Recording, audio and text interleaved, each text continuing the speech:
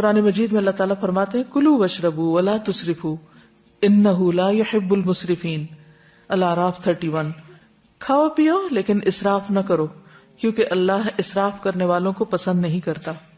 نبی صلی اللہ علیہ وسلم نے فرمایا کھاؤ اور پیو اور پہنو اور صدقہ کرو لیکن اسراف نہ کرو اور تکبر نہ کرو، یعنی کھانے پہ بھی فخر نہ کرو اور اسی طرح لباس پر بھی نہیں، کیونکہ کھانا پینا لباس یہ چیزیں ہیں جن کی وجہ سے لوگ اپنے آپ کو دوسروں سے بڑا سمجھنے لگتے ہیں اگر کسی کو یہ نعمت دوسروں کے مقابلے میں زیادہ ملی ہو۔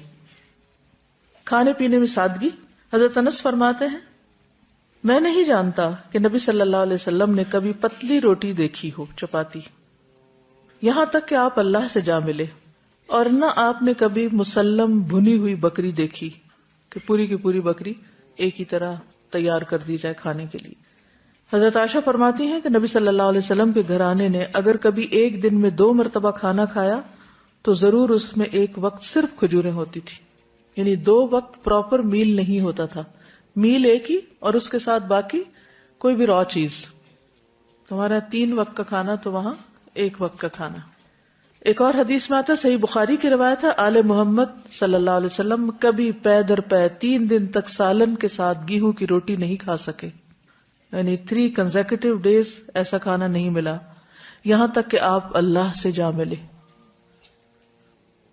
اسی طرح یہ ہے کہ جسمانی ضرورت مثلا قد کاٹ، عمر، کام کاج کی نوعیت کے اعتبار سے بھی غذا کا تعین کرنا چاہیے اور اس کی مقدار کا بھی۔ اسی طرح سادہ اور متوازن غذا زیادہ بہتر ہے۔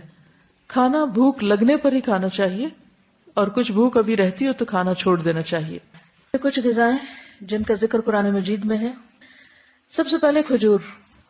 اس کے اندر ایسے اجزاء پائے جاتے ہیں کہ اگر آپ 1-2 کھجوریں بھی روزانہ کی کھا لیں تو جسم کی دردیں جس کا اکثر لوگ شکار رہتے ہیں، یا پھر بڑھاپے میں بہت سی چیزوں کی جب کمی ہو جاتی ہے جسم کے اندر تو بہت سے لوگ صرف دردوں کی شکایت کرتے ہیں، تو اس میں بھی اس کا بہت فائدہ ہے۔ نبی صلی اللہ علیہ وسلم نے فرمایا جس گھر میں کھجور نہیں وہ اس گھر کی مانند ہے جس میں کوئی کھانا نہیں۔ کھجور نہیں تو سمجھے کچھ نہیں دوسرے لفظوں میں۔ اور آپ کو معلوم پاکستان میں اعلیٰ قسم کی کھجوریں پیدا ہوتی ہیں۔ حضرت عائشہ فرماتی ہے کہ رسول اللہ صلی اللہ علیہ وسلم نے فرمایا اے عائشہ جس گھر میں کھجور نہ ہو وہ گھر والے بھوکے ہیں، اے عائشہ جس گھر میں کھجور نہیں وہ گھر والے بھوکے ہیں۔ آپ نے 2 یا 3 مرتبہ یہ بات فرمائی۔ تو کیا کرنا ہے؟ کرنے کا کام کیا؟ کھجوریں لا کے رکھنی ہے۔ جب کچھ اور نہ کھانے کو ملے تو صرف کھجور ہر چیز کی کمی پوری کر دیتی ہے۔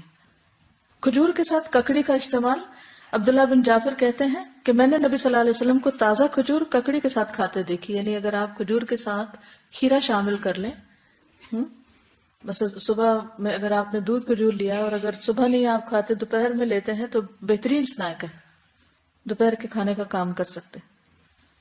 حضرت عائشہ کہتی کہ میری والدہ مجھے موٹا کرنے کی تدبیر کرتی تھی تاکہ میری رخصتی کر کے رسول اللہ صلی اللہ علیہ وسلم کی خدمت میں روانہ کرے، لیکن یہ مقصد کسی تدبیر سے حاصل نہ ہوا۔ حتیٰ کہ میں نے کھجوروں کے ساتھ ککڑی کھائی تو میں انتہائی متناسب انداز کی فربہ ہو گئی، یعنی کہ اچھی فزیک ہو گئی۔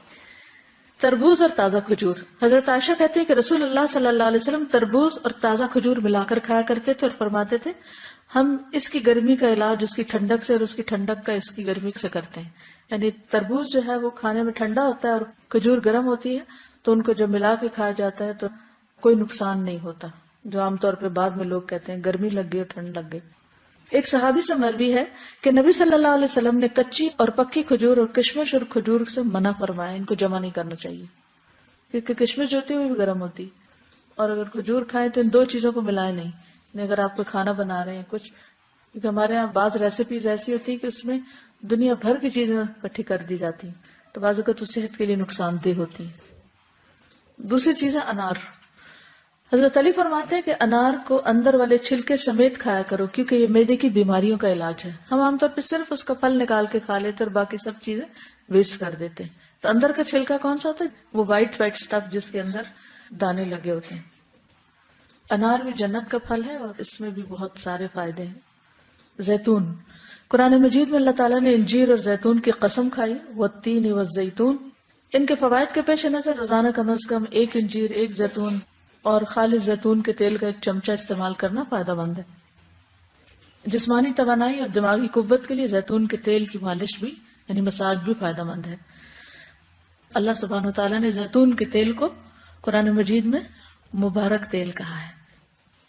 حدیث میں آتا ہے کلوا الزیت وادہنوا بہ فانہ من شجرۃ مبارکہ. نبی صلی اللہ علیہ وسلم نے فرمایا زیتون کا تیل کھاؤ اور لگاؤ، یہ ایک مبارک درخت سے نکالا گیا ہے، یعنی درخت مبارک ہے جس سے نکلا وہ تیل بھی کیا ہوگا؟ فإنها من شجرۃ مبارکۃ. ایک اور روایت میں آتا ہے زیتون کا تیل سالن کے طور پر استعمال کرو، یعنی روٹی کا ٹکڑا زیتون میں ڈبو کے کھا لو اور اسے سر اور بدن میں لگاؤ، یہ مبارک درخت سے حاصل ہوتا ہے. حضرت عائشہ فرماتی ہے کہ رسول اللہ صلی اللہ علیہ وسلم وفات پا گئے اور آپ نے ایک دن میں 2 مرتبہ روٹی اور زیتون کا تیل سیر ہو کر نہیں کھائے، یعنی 2 بار میل نہیں لیا آپ نے، 1 میل ہوتا تھا آپ کا، اور ہر وقت وہ گھی میں لگا ہوا نہیں ہوتا تھا. پیلو کے درخت کا پھل. جابر بن عبداللہ کہتے ہیں کہ ہم رسول اللہ صلی اللہ علیہ وسلم کے ساتھ مر الزہران کے مقام پر تھے، ہم پیلو توڑ رہے تھے، آپ نے فرمایا جو خوب کالا ہو وہ توڑو کیونکہ وہ زیادہ لذیذ ہوتا ہے، یعنی یہ بھی کھانے کی چیز ہے. کدو. فنبذناہ بالعراء وهو سقیم وانبتنا علیہ شجرۃ من یقطین. پھر ہم نے اسے یونس علیہ السلام کو ایک چٹیل میدان میں ڈال دیا جبکہ وہ بیمار تھے، اور ہم نے اس پر کدو کا بیلدار درخت اگا دیا. انس بن مالک کہتے ہیں کہ ایک درزی نے رسول اللہ صلی اللہ علیہ وسلم کو کھانے پر بلایا. وہ کہتے ہیں کہ میں خود بھی اس دعوت میں آپ کے ساتھ گیا. اس درزی نے روٹی اور شوربہ جس میں کدو اور سوکھا گوشت تھا رسول اللہ صلی اللہ علیہ وسلم کے سامنے پیش کیا. میں نے دیکھا کہ نبی صلی اللہ علیہ وسلم کدو کے قطلے پیالے میں تلاش کر رہے تھے، یعنی گوشت بھی تھا اور کدو بھی، تو آپ گوشت کی بجائے کدو اٹھا اٹھا کے کھا رہے تھے. اس دن سے میں بھی برابر کدو پسند کرتا ہوں. حضرت یونس علیہ السلام کی بیماری کے علاج کے طور پر کدو کی بیل اگائی گئی تھی، جس سے ان کے جسم پر جو بھی مچھلی کے اسٹمک میں جانے کی وجہ سے جو ایسیڈک مادہ تھا وہ لگنے سے زخم وغیرہ ہوئے ہوں گے، ان کا علاج اس سے ہوا. انس کہتے ہیں کہ اس کے بعد جو کھانا میرے لیے تیار کیا گیا اور جتنا مجھ سے ہو سکا میں نے اس میں کدو کو ضرور شامل کر لیا. چقندر اور جو. سہل بن سعد کہتے ہیں کہ ہمیں جمعہ کے دن بڑی خوشی ہوتی. ہماری ایک بوڑھی خاتون تھی، وہ چقندر کی جڑیں لے کر اپنی ہانڈی میں پکاتی، اوپر سے کچھ جو کے دانے اس میں ڈال دیتی. ہم جمعہ کی نماز پڑھ کر ان کی ملاقات کو جاتے تو ہمارے سامنے یہ کھانا رکھتی، یعنی ہر جمعہ وہ یہ کھانا پکا کے رکھتی اور ہم سب کھاتے. جمعہ کے دن ہمیں بڑی خوشی اسی وجہ سے رہتی تھی، یعنی ہمیں پتا ہوتا تھا آج اچھا سا کھانا ملے گا.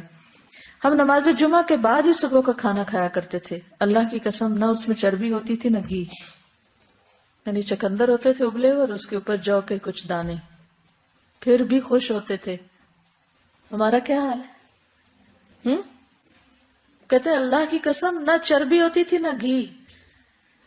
اگر ہمیں کبھی بیماری میں بھی کبھی علاج کے طور پر بھی ایسی سبزی کھانے کو ملے تو ہم اپنے آنسو سے اس کو بھگو دیں.